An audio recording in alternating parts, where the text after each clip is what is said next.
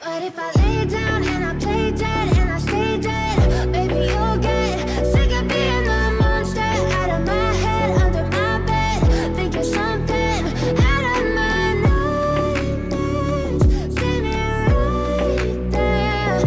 But if I lay down and I play dead and I stay dead, then will you get bored of killing me? Then will you get bored of killing me? Hello, c'est HR, votre chroniqueur. Alors là, je suis totalement perplexe. Je viens de voir G20 sur plein de vidéos et je suis loin d'être satisfait. Naturellement, je vais vous dire pourquoi. Mais avant cela, n'oubliez pas, si vous n'êtes pas abonné, pensez à le faire, pensez à la petite cloche pour les notifs et surtout, pensez tout simplement à me mettre en commentaire ce que vous pensez.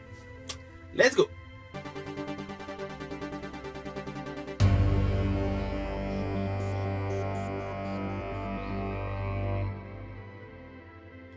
Alors ce film met en vedette principale Viola Davis. Viola Davis qui a une filmographie impressionnante, qui est une actrice que j'apprécie grandement. Dans ce film, elle interprète la présidente des États-Unis. Une présidente des États-Unis qui est en fait une ex-Marines. Oui, c'est un détail assez important car cela nous explique le pourquoi elle sait parfaitement se battre. Ainsi, elle est invitée à participer à un fameux G20 avec plusieurs chefs d'État. Une fois que tout ce petit monde est réuni, il y a un commando dirigé par l'acteur Anthony Starr qui prend tout ce monde en otage et essaye de faire bousculer l'équilibre mondial, tout simplement en faisant écrouler toutes les monnaies du monde pour amplifier la cote des bitcoins. Alors oui, c'est un film dans l'ère du temps où nous parlons de crypto-monnaies. Ainsi, dans ce film, il y a plusieurs éléments liés à la technologie d'aujourd'hui.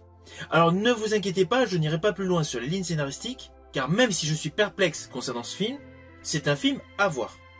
D'autant plus que la réalisation est belle. Les séquences d'action sont bien orchestrées, il y a pas mal de jeux avec les plans séquences. Je pense notamment à la scène d'ouverture. Nous découvrons assez rapidement une jeune femme qui s'échappe d'un endroit, elle se réfugie dans un bar.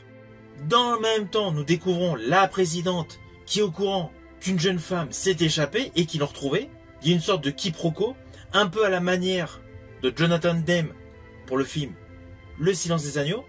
Séquence qui donnait l'impression que le personnage porté par Jodie Foster était bien avec l'équipe des forces de l'ordre. Et bien là, c'est pareil. Il y a un jeu d'images, il y a un jeu de plan-séquence, nous faisant croire que nous parlons de la jeune femme qui rentre dans le bar. En fait, il s'agit tout simplement d'une jeune femme qui est la fille de la présidente, qui est de surcroît hackeuse. Ainsi, dès l'ouverture de ce film, il y a des côtés amusants par rapport au plan séquence. Alors justement, toute la réalisation de ce film est assez dynamique. Il y a certes des moments où l'informatique est légèrement trop mis en exergue. Je pense principalement à un moment où une voiture, une berline, reçoit un missile. La voiture fait un vol plané dans le ciel pour atterrir. Là, ce plan séquence, c'est évident, c'est informatisé. Mais bon, c'est assez diffus et ces plans-là sont essentiellement de nuit, de manière à camoufler au mieux les petits défauts. Sinon, toute la réalisation est extrêmement fluide. Là-dessus, je n'ai rien à dire. Moi, ce qui m'interpelle, c'est la facilité scénaristique. Oui, les lignes de dialogue sont travaillées, mais tout est cousu de fil blanc. On va pas se mentir. La fille de la présidente qui est hackeuse, on nous présente bien qu'elle est hackeuse au début du film. Forcément, on se doute qu'à partir du moment où tous les chefs d'État sont bloqués par des cartes magnétiques qui ont été encodées différemment, que les prouesses de hackeuse de la jeune fille vont servir. Tout comme le passé militaire de la présidente. On se doute essentiellement qu'il va refaire surface. Alors oui, cela explique légitimement les scènes de combat. Et Viola Davis colle. Mais sur le fond, elle se bat avec des gars surentraînés, suréquipés, surtout qui n'ont pas arrêté les entraînements. Même si la présidente fait quotidiennement du sport, c'est devenu une femme de pouvoir qui agit essentiellement avec son intellect. De ce fait, mettre KO des spécialistes du combat qui n'ont de cesse de parcourir le globe pour effectuer des missions périlleuses, cela reste assez particulier, d'où mon côté perplexe. Le film a beau être bien conçu, avec un très bon rythme, la faisabilité scénaristique s'étiole au fur et à mesure qu'on avance dans le film. Tout comme un détail assez classique. Il y a un moment dans ce film, il y a un personnage qui veut faire croire qu'il est passé par la fenêtre avec un drap, qu'il a accroché donc sur un balcon. C'est une séquence classique qu'on a vue maintes et maintes fois dans les films, on va pas se mentir. Elle apparaît même dans plusieurs films avec Chuck Norris, pour vous dire le niveau de cette séquence. Ce n'est pas que je critique les films avec Chuck Norris, mais ces films ce n'était pas du grand cinéma. Et je prends notamment dans Portée disparue 1, cette séquence est dedans. Donc implicitement, n'importe quel soldat qui a vu des films de la sorte sait très bien que la personne n'est pas descendue avec le drap, qui est beaucoup trop court. À cela s'ajoute l'expérience de ces mercenaires, qui sont habitués à ce type de situation. Comment, avec tout leur cursus professionnel, ils peuvent tomber dans ce panneau? C'est un détail, il est assez fugace, mais en fait dans ce film, il y en a plein. Alors oui, c'est bien orchestré, oui, c'est bien filmé, c'est bien rythmé. Les deux protagonistes principaux sont top. Viola Davis est impeccable et Anthony Starr est bon.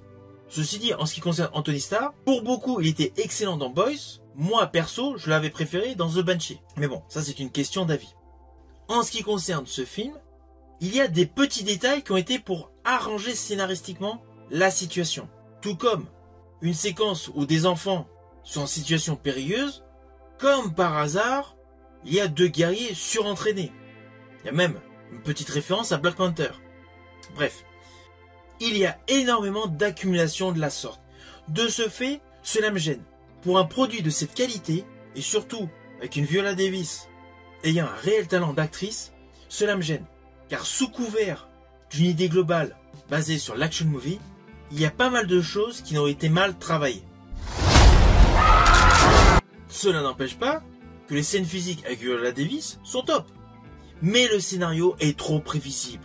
On va pas se mentir. Au bout d'un quart d'heure de film, on devine les grandes lignes de ce qui va se produire. Il n'y a pas du tout de surprise. On est loin d'un film à la ultime décision, où à l'époque un Steven Seagal, plein succès avec Piège en mer, meurt au bout de 15 minutes de film, laissant un Kurt Russell face à une situation totalement scabreuse, avec naturellement des twists totalement improbables. Là, dans ce film G20, il n'y a pas de twist. Tout est prévisible. C'est pour cela que je reste perplexe. C'est un bon film, dans l'ensemble, pour sa mission de divertissement. La réalisation est plutôt belle. Les effets sont plutôt bons. Bon, il y a des défauts, comme je vous dis, au niveau de la limousine.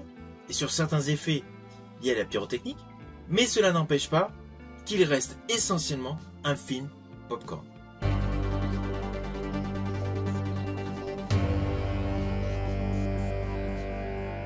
Alors ce film m'a laissé perplexe. Il y a un côté en moi qui vous dirait, regardez ce film, il va vous détendre, il est bien foutu. Mais il y a un autre côté, beaucoup plus centré sur la qualité de la conception d'un film et surtout le carré d'une histoire dans sa faisabilité, qui me pousserait tout simplement à vous dire, ne perdez pas de temps à le regarder.